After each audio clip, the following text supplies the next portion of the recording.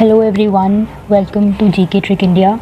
Today we are going to discuss a lesson in modern history, which is one of the very earliest lessons of modern history, which is about advent of Europeans in India.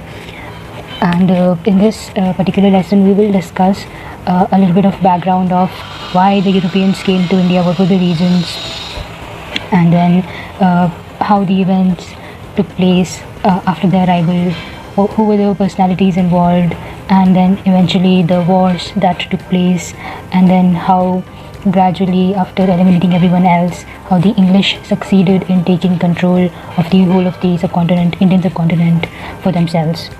So let's get started. So when we talk about the background, we have to consider three main reasons which kind of pushed the Europeans to begin expeditions to India and then eventually find India in 1498, which was Vasco da Gama. Vasco da Gama was the person who found India. And so let's discuss the first reason. So as we know that in the 7th century, the Western Roman Empire was declining. It declined more or less, and then the trade route, the ancient trade route, which used to connect Eastern countries like China, India, Indonesia to the Western European countries, that fell under the control of the Arabs. And then in 1453 the Ottoman Empire took over, and then this Islamic control over the route meant that they would collect a hefty revenue from the traders, from the European traders that used to come and kind of trade in India. So this was a difficult situation for the Europeans, because there was, as we know, there was a robust trade link between Europe and India, and they used to import so many things from India, like silk and other handicrafts. Indian handicrafts were in great demand in European market, and other luxury goods, spices, all of this. So the Europeans were desperate to find a direct route to India so that they can bypass the Arabs and can avoid paying heavy duties to them. And then the second reason was Renaissance. As we know that in 13th, 14th century Europe, Renaissance took place. There was new ideas were coming into being, enlightenment was there, people had this zeal to explore, to find out new things. There were advances in so many fields, and then shipbuilding, navigation, all of this improved. So this was another reason why the Europeans were so keen on exploring the world and finding new countries and places, and just in general find out what is there outside Europe. And then the third reason was obviously the economic development. Agricultural revolution took place in Europe. वहाँ पे in general लोगों की income बढ़ गई, prosperity बढ़ गई, which means that they wanted to consume more, they wanted to buy more and more the oriental luxury goods, which is the luxury goods that used to come from India. Also अब जब meet की पैदावार बढ़ी, तो they needed spices to preserve that surplus food, so that was another reason. So these are the three reasons that pushed the Europeans to discover a sea route to India. And then obviously Vasco da Gama, who was the first person to find that route out, was a Portuguese, and then obviously the Portuguese became the first Europeans to land in India and then start conducting trade in India. So the Portuguese, 2 years after Vasco da Gama, they sent this guy Pedro Alvarez Cabral in 1500 to Calicut, and he successfully negotiated with the Calicut king to set up a factory, trading factory for the Portuguese there. And but after some time, trouble started making its way into their trading paradise. The Portuguese got into conflict with the existing traders, which were the Arabs and traders from Eastern Africa, from Southeast Asia, because mainly the Portuguese wanted to monopolize the trade, unlike everybody else.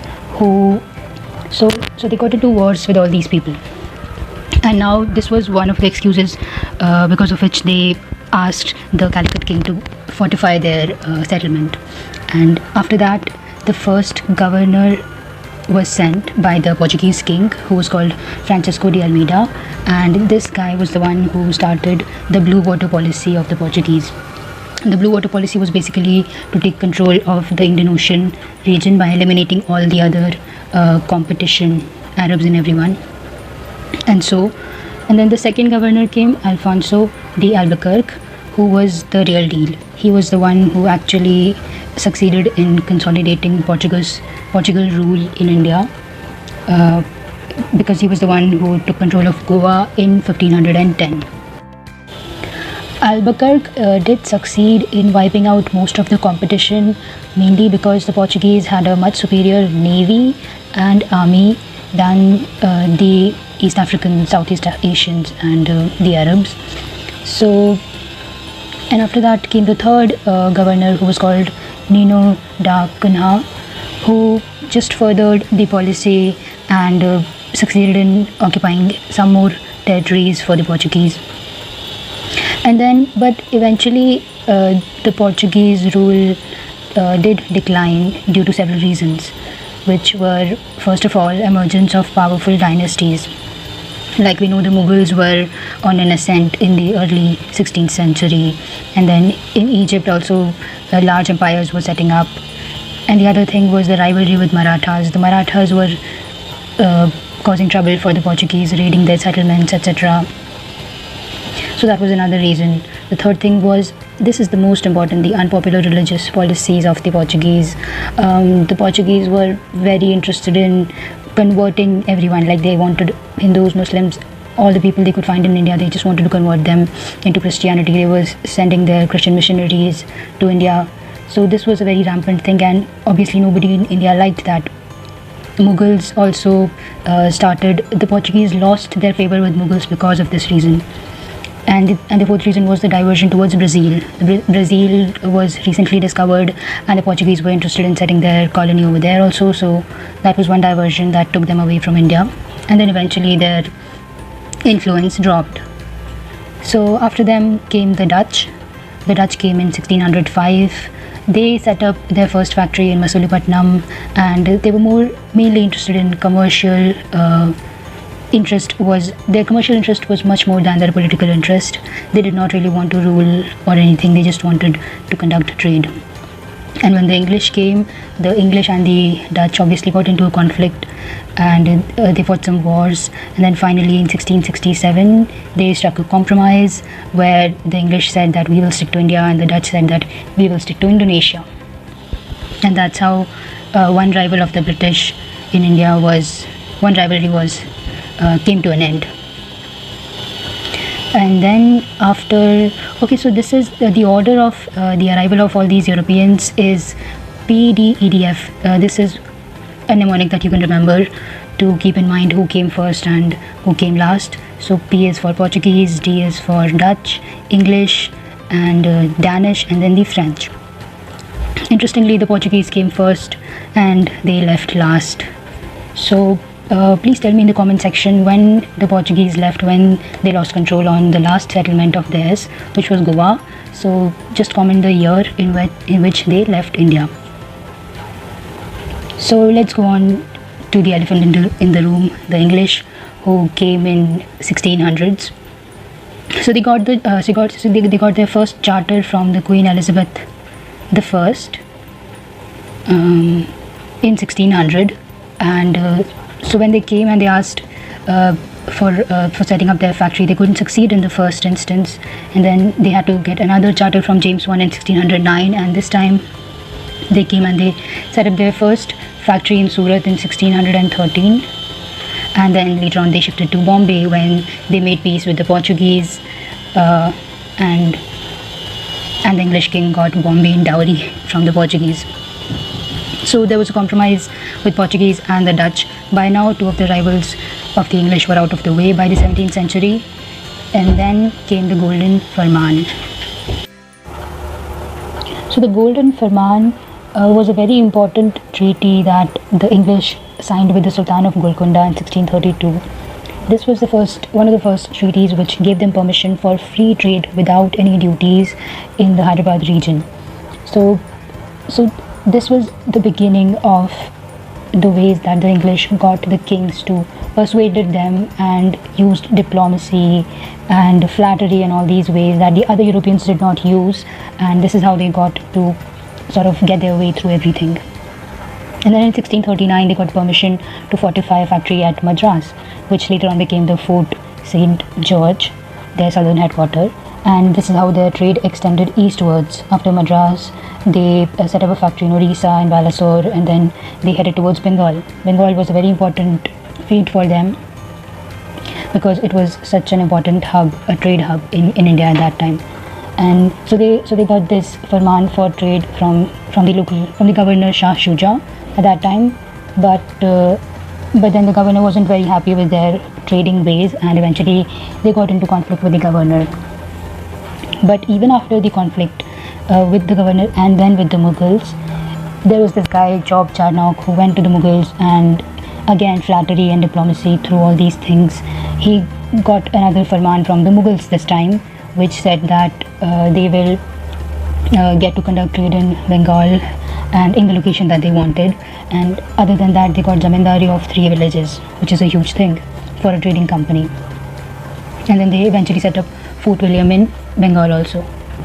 And then a big thing came for them, the Farrukhsiyar's Farman, which he signed in 1715 for them.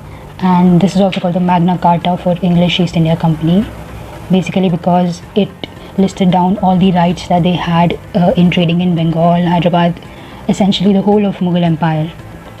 So they could conduct custom-free, duty-free trade in Bengal, Hyderabad and Surat. And they only had to pay a fixed annual payment to the Mughal ruler, which was very less compared to the profits, the huge profits that they were making.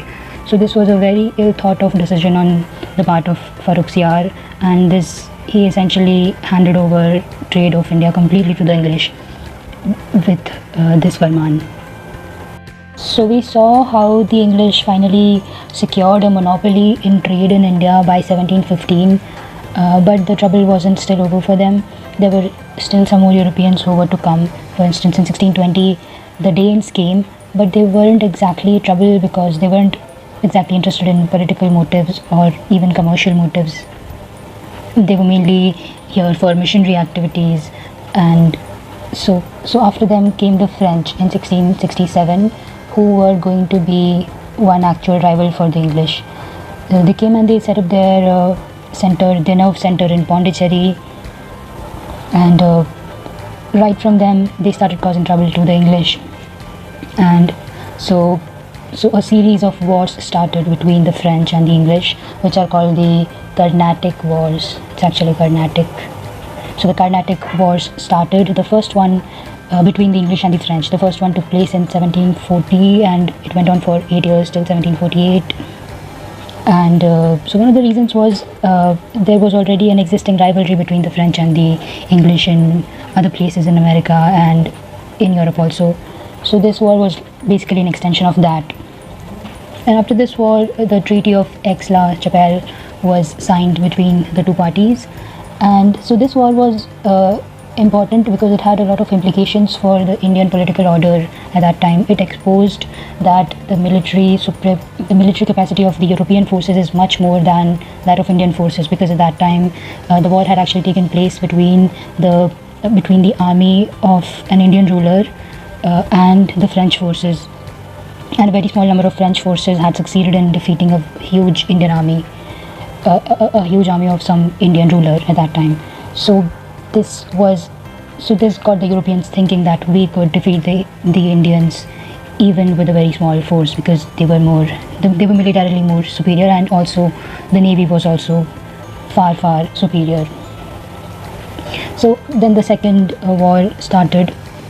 In the gap of 1 year only, from 1749 to 1754, the second Carnatic War took place, and in this one it was shown that the Indian rulers were no more dominant in the wars. The rulers were now approaching the European forces to help them win wars and help them with military, etc. So the military interference from trading companies, these companies were becoming military bodies, establishing military and revenue and all these functions they were doing by now. So the rulers were now becoming more and more dependent on the Europeans for military support. Then the third war took place, the third Carnatic War, which took place from 1758 to 1763, which is called the Battle of Wandiwash. And in this one, the Treaty of Peace of Paris was signed, and this was the death knell for the French in India. the French political ambitions in India ended after the Battle of Wandy Wash.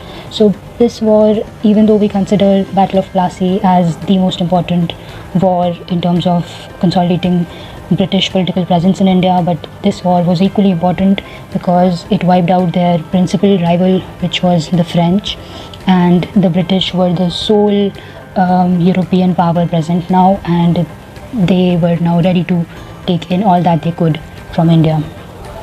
So after this, we have another small thing to focus on, which is, so we saw that there were a lot of important governors in the English army. One of them is Robert Clive, that we all must have heard of. He's the one who won Plassey. And otherwise also there were a lot of important governors on the English side.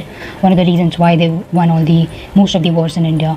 But on the French side also, there was one governor who was called Joseph Dupleix, who was a very important administrator governor from the French side, and he won French, Pondicherry and all these places.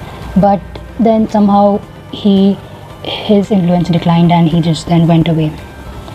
But he was important because he introduced, he was the first one who thought that we could interfere in the political affairs of the Indian rulers and all of that. So he was the pioneer of interference in Indian military affairs and all the political interference in Indian affairs.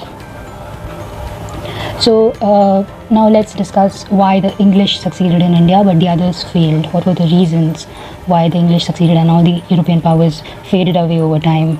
So the first reason is the structure and the nature of the trading company.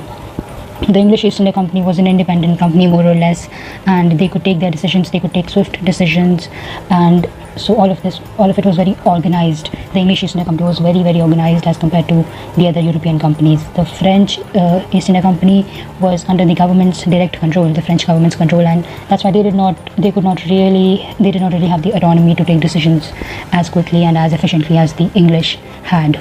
The second reason is, of course, naval superiority.